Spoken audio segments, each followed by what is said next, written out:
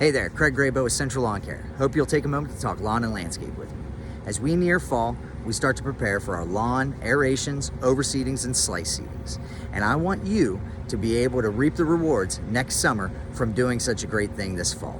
So, we deal with mainly residential lawns, not commercial, not sports turf, or anything like that. So we recommend for residential lawns that this service be done once every 2 years for a lawn that's in what we consider good standing. What do I mean by good standing? So good standing means you have few bare to thin spots, you have few large weed patches, and you also have a good even stand of turf along your lawn.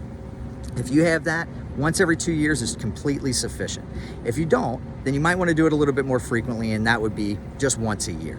And typically we want to advise that it's done around the fall, and that's just because of soil temperatures, weather, all sorts of things that just promote grass. And then also you're going to be not missing a pre-emergent application that's going to happen in the early spring. So that's when we want to go ahead and perform that service. Now, what do we do afterwards so that we don't end up making it all for naught the good thing that we did in the fall? Well, there's 3 key factors, and they're always going to be in place no matter what. 1, mowing height. Make sure that you maintain your mowing height.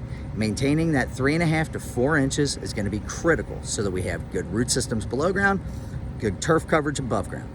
Second, mower blade sharpening. Make sure that your mower blades are sharpened. We want them sharp so that it's a nice, clean, even cut along your grass blades. That means that we're going to reduce pest pressures, reduce disease pressures, and we're also not going to stress our turf out. Intermittent watering. Now, not necessarily right when you're doing the seeding, just depending on what the area is doing as far as rain and stuff, but intermittent watering during that hot, dry time. So when we get to next summer, I want to make sure that you are watering just enough so that you have that nice sage green that we talk about. We want that sage green because that means that we're still entering a little bit of dormancy, but we're not pushing a huge amount of growth on our cool season fescue grasses. But it's not letting it go brown and crunchy to where we're going to end up with thin and bare spots because it's dying out.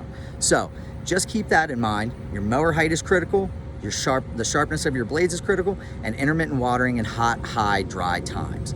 I really want you to be able to go out, aerate, overseed, and slice seed, and be confident that next season everything is going to come into place because you're doing all the right things. You don't want to just kind of wipe it out. So take consideration. Once those things are done, it's not just set it and forget it. You did one additional right thing, now we got to keep doing the other right things. So I hope you enjoyed this. I appreciate you taking a moment to talk lawn and landscape with me. Till next time.